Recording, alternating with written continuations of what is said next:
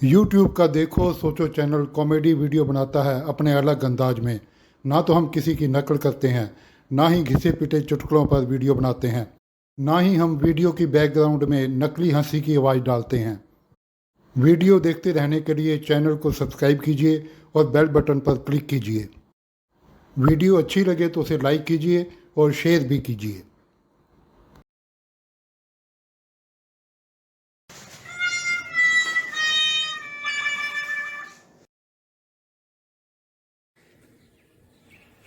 पहले इंसिडेंट के बारे में आपको बताता हूँ।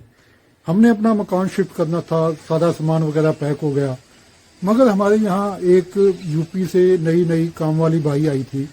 उसका नाम था संती। हम चाहते थे उसको भी साथ ले जाएं क्योंकि काम बहुत अच्छा करती थी। अब मगर हमारे पास ले जाने का कोई साधन नहीं था। हमारे यहाँ हरप्रीत बॉबी आए हुए थे। हमने उनको कहा, भाई ये संती को जरा हमारा नया घर दिखा दो, अपने स्कूटर पे बिठा कर ले जाओ। अब क्या बताएं आपको, है तो थी वो बड़ी नाइस, बड़ी जेंटल, मगर थी वो बहुत काली। उसका रंग बहुत काला था। एक तो रंग काला था, एक यूपी के किसी गांव से नई नई आई थी, तो घूंघट निकाल के रखती थी इतना बड़ा। किसी भी पराये मर्द को देख लेती तो फटाफट वो घूंघट निकाल लेती। तो जब हमने हरप्रीत बॉबी को बोला इसको छोड़ आओ, तो उसने मना कर दिया। उसने क्या बोला मैं आपको दिखाता हूँ। मैं नहीं इसको बिठाऊंगा। एक तो इसका रंग काला, ऊपर से इसने काले रंग की साड़ी पहनी हुई है, ऊपर से घूंघट भी निकाला हुआ है। मैं नहीं इसको बिठाऊंगा। रास्ते में मुझको कितने लोग जानते हैं, सारे मेरा मजाक उड़ाएंगे, ये किसको बिठा के लेके जा रहा है। मैं नहीं इसको बिठाऊंगा। बड़ी मिन्नतें की हमने बॉबी की, भाई छोड़ आओ, काम वाली बाई कहाँ मिलती है, कितनी इंपॉर्टेंस है इनकी काम वाली बाई की। तो बड़ी मुश्किल से हमने उसको बॉबी को मनाया कि तुम इसको छोड़ आओ। जब वह ले जाने को तैयार हुआ तो वो संती अड़ गई काम वाली बाई कि मैं तो पराये मर्द के पीछे स्कूटर पे बैठूंगी नहीं, मैं तो आज तक कहीं पराये मर्द के पीछे बैठी नहीं। तो उसे समझाने में बड़ा टाइम लग गया, भाई ये शरीफ आदमी है, शादीशुदा आदमी है, कुछ नहीं तुझे कहेगा, तुझे सीधा छोड़ के आ जाएगा। तो बड़ी मुश्किल से उसे मनाया और उसके स्कूटर के पीछे बिठा दिया। थोड़े समय बाद जब वो भी स्कूटर लेकर आया तो हम बड़े हैरान हुए, उसके सीट के पीछे कोई नहीं था। हमने उससे पूछा, अरे भाई संती कहाँ है। अब हैरान होने की बारी उसकी थी। उसने सीट के पीछे देखा और जो जवाब दिया आप सुनिए। अरे संती कहाँ गई, वो तो पीछे बैठी थी, लगता है कहीं गिर गई। बड़ा गुस्सा आया हमें, रास्ते में कहीं गिर गई, ये भी कोई जवाब हुआ। अरे भाई जीता जागता इंसान थी वो कोई कपड़े की पंड या कपड़े की जो पोटली होती वो थोड़ा थी जो रास्ते में गिर गई, वो तुझे पता ही नहीं लगा। तो एक बार हम बड़े परेशान हुए, हम दौड़े वापस रास्ते में देखने के लिए कि कहाँ गिरी पड़ी है वो। रास्ते में थोड़ी दूर पर वो सड़क के किनारे खड़ी मिल गई। परमात्मा का शुक्र है उसे कोई चोट नहीं लगी थी, ठीक ठाक थी। हमने उसे कहा, अरे भाई जब तुम गिरने लगी थी या गिर रही थी कम से कम आवाज तो दे देती, रोको भाई। अब उसने क्या जवाब देना था। स्कूटर चलाने वाला उससे शर्मा रहा था, वो स्कूटर चलाने वाले से शर्मा रही थी, तो ये तो होना ही था। तो उसको हम फिर रिक्शा में बिठाकर अपने घर ले गए और कई साल उसने हमारे यहाँ काम किया।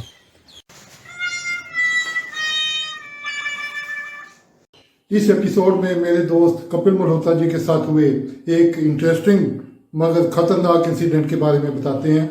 आइए चलते हैं कपिल मल्होत्रा जी के पास। जब मैं जालंधर से कपूरथला वापस जा रहा था तो मैं रास्ते में सोच रहा था कि मेरे पास कुछ सामान था, क्या भूल गया हूं मैं। मेरे पास बैग था, बैग तो है, कोई जरूरी काम सामान था जो मैं भूल जा रहा था। आगे बस चलेगी, थोड़ी सी आगे जाके याद आया, ओहो माय गॉड, मैं तो अपनी वाइफ को तो वहीं भूल गया। मैं आपको बताता हूं वास्तव में उस दिन हुआ क्या था।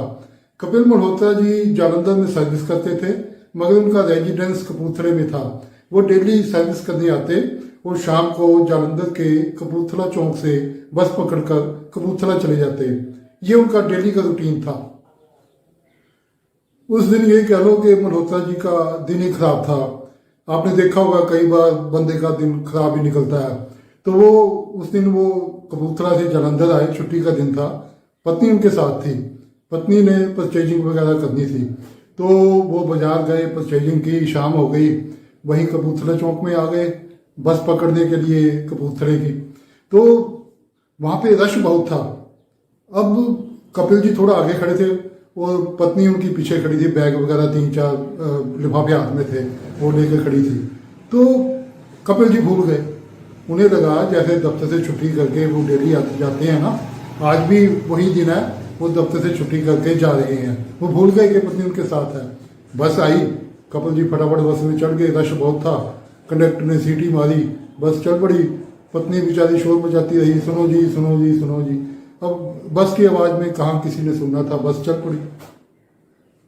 जब मुझे ये ध्यान आ गया कि मेरी वाइफ तो कबूतरा चौक में ही रह गई, मेरा कीमती सामान, तो मैंने कंडक्टर को रिक्वेस्ट की, अरे भाई मेरा कीमती सामान बस अड्डे पे रह गया, कबूतरा चौक पे ही रह गया, प्लीज बस रोक दो।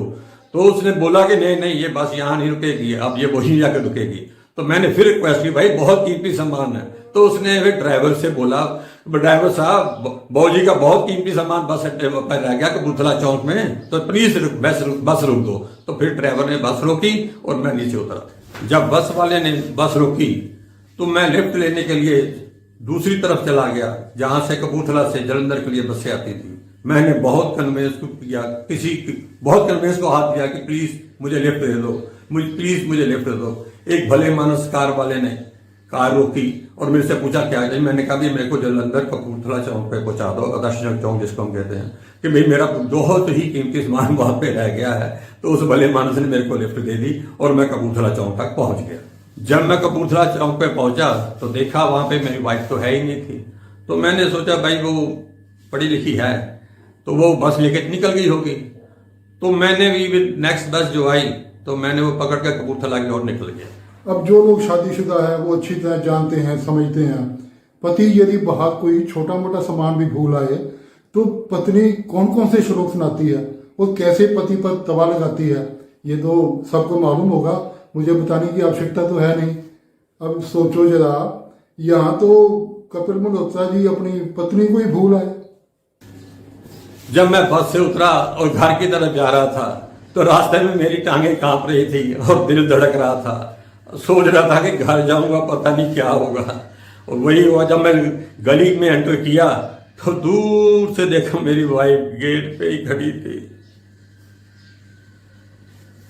तो दूर से देखा मेरी वाइफ गेट पे ही खड़ी थी।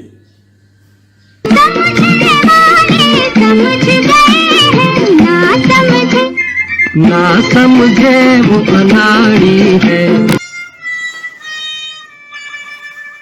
इंसिडेंट मेरे दोस्त पुरुषोत्तम शर्मा के साथ हुआ। ये उस समय ऑफिसर के पद पर तैनात थे और इनके अंडर में एक लेडी काम करती थी। आइए पुरुषोत्तम शर्मा जी से सुनते हैं। वह लेडी मेरे सेक्शन में थी। उसे देखकर कई बार मैं सोचता था कितनी नाइस, कितनी शांत, कितनी जेंटल लेडी है। बात करना तो क्या, वो तो किसी की तरफ आंख उठाकर भी नहीं देखती। एक दिन उसकी 3 दिन की छुट्टी मेरे पास आई फॉर अर्जेंट वर्क, तो मैंने मंजूर कर दी। अबे ये तो मुझे बाद में पता चला कि वो कौन सा अर्जेंट वर्क करने जा रही है। उस लेडी की छुट्टी के दूसरे दिन एक पुलिस वाला ऑफिस में आया और पुरुषोत्तम शर्मा का नाम पूछते पूछते उसकी सीट पर आ गया और बोला कि आपको पुलिस थाने बुलाया है, आपके अगेंस्ट कंप्लेंट आई है। जब कांस्टेबल ने आकर मुझे कहा कि मुझे थाने बुलाया है तो डर से मेरी तो टांगें कांपने लगी। जीवन में मैंने आज तक थाने का मुंह नहीं देखा। मुझे तो ये भी नहीं मालूम कि वहां जाते कैसे हैं और वहां क्या होता है। जाना तो पड़ना ही था। पुरुषोत्तम शर्मा अपने 4-5 साथियों को लेकर पुलिस थाने पहुंचा, मगर वहां जाकर उसने देखा तो उसके पैरों तले जमीन खिसक गई।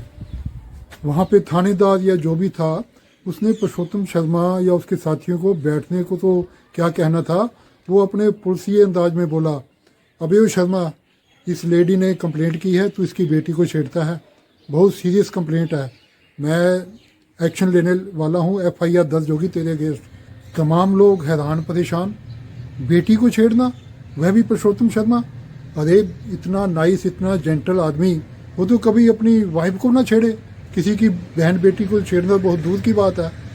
जब उन्होंने उस थानेदार को कुछ बताने की कोशिश की तो वो भड़क पड़ा, अरे हमको पागल समझते हो, ये लेडी पागल है, पढ़ी लिखी लेडी है, सर्विस करती है, रिटर्न कंप्लेंट की है, तुम हमें क्या बेवकूफ़ समझते हो। आज के बाद यदि इसने उसकी बेटी की तरफ आंख उठा कर देखा तो मैं अंदर कर दूंगा और मैं FIR दर्ज करने वाला हूँ 1 आधे दिन में। अब शर्मा जी हैरान परेशान, कैसे यकीन दिलाएं उन्होंने किसी लड़की को नहीं छेड़ा, बल्कि अब तो उनको ऐसा लगने लगा था कि हो ना हो उन्होंने किसी को छेड़ा जरूर है। वो बैठे सोच रहे थे कि मैं सुबह सैर करने जाता हूँ, वहाँ तो नहीं किसी को छेड़ दिया, या शाम को दूध लेने जाता हूँ, वहाँ तो कोई लड़की नहीं छिड़ गई मेरे से। अब बेचारे परेशान होकर पजल हो चुके थे पूरी तरह। एक तो शर्मा जी वैसे बड़े परेशान, एक ऊपर से ये मुफ्त की सलाह देने वाले। कोई कह रहा है शर्मा जी दौड़ जाओ, रातों रात निकल जाओ, तो ये पुलिस बहुत पीटती है। और कोई कह रहा है शर्मा जी चिंता मत करो, अब पुराना टाइम नहीं है, अब जेल में रोटी भी अच्छी मिलती है, सुख सुविधाएँ भी अच्छी हैं। अब कैसे कोई कैसी कैसी सलाह दे रहे हैं लोग। एक ने नेक सलाह दी, अच्छी सलाह दी कि चुप करके मत बैठो, किसी बड़े ऑफिसर को जाके मिलो। पुरुषोत्तम शर्मा अपने 4-5 साथियों को लेकर फिर थाने गया और डीएसपी से जाकर मिला। अब डीएसपी जो था वो डायरेक्ट रिक्रूट था, डायरेक्ट आया हुआ था।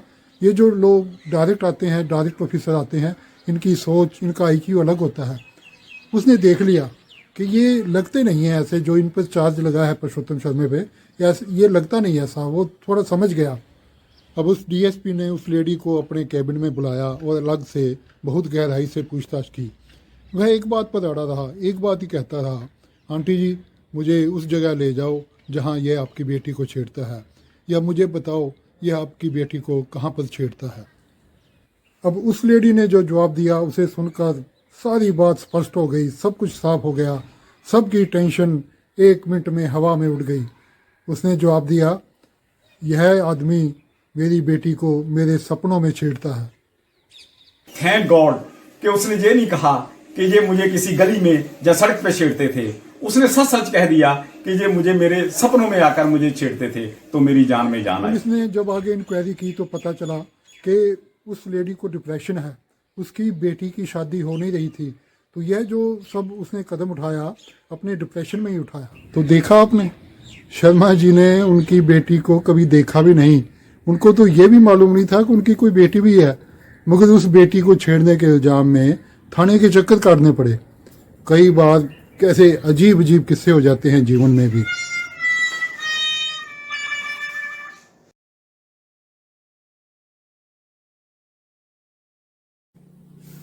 आज मैं मेरे दोस्त सुनील चोपड़ा के साथ हुए एक ऐसे इंसिडेंट के बारे में आपको बताता हूं जिसे देखकर और सुनकर आप भी कह उठेंगे ऐसा भी कभी होता है।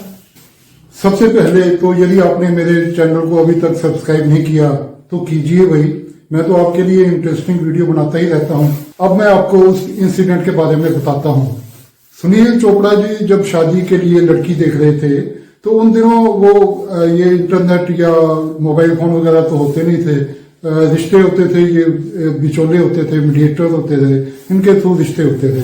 तो देखिए सुनील चोपड़ा जी क्या कहते हैं। जिंदगी में कई इंसिडेंट ऐसे होते हैं जो कोई भूल नहीं सकता। मैं भी आज आपको उस इंसिडेंट के बारे में बता रहा हूं जो मैं आज तक नहीं भूला।